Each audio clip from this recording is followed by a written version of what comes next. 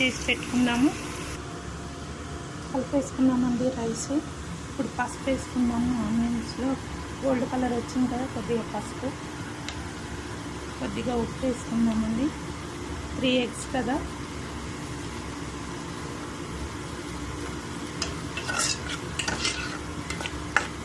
కొంచెం అల్లం వెల్లుల్లి పేస్ట్,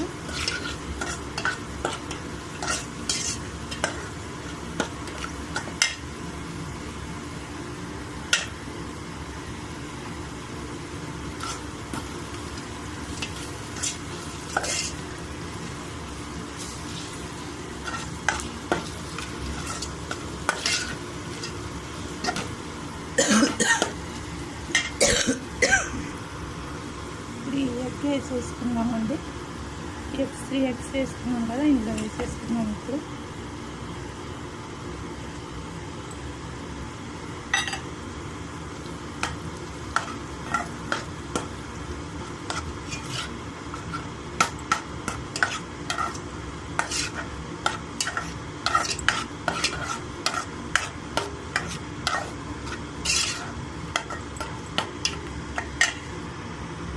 కొత్తిమీర కూడా వేసుకుందామండి.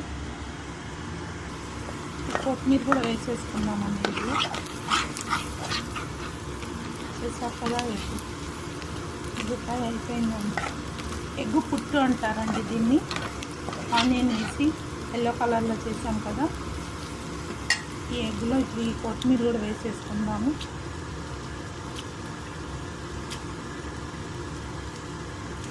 ఇప్పుడు ఇందులోనే ఈ రైస్ కూడా వేసేసుకుందాము.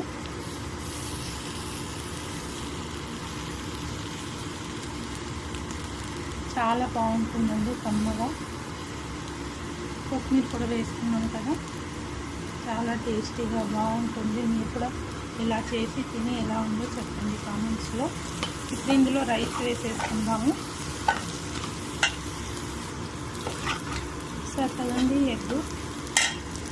ఇప్పుడు ఈ రైస్ ఇందులో వేసేస్తే మనం ఎగ్ ఫ్రైడ్ రైస్ రెడీ అయిపోతుందండి. ఈ రైస్ ఎగ్లో వేసేసాం కదా, బాగా మిక్స్ చేయాలి. చూసారు కదా మన ఎగ్ ఫ్రైడ్ రైస్ రెడీ. చాలా సింపుల్ అండి, చాలా టేస్టీగా ఉంటుంది, చాలా కమ్మగా టేస్టీగా ఉంటుంది. మీకు ఇలా చేసి తిని ఎలా ఉందో కామెంట్స్లో చెప్పండి. Thank you guys.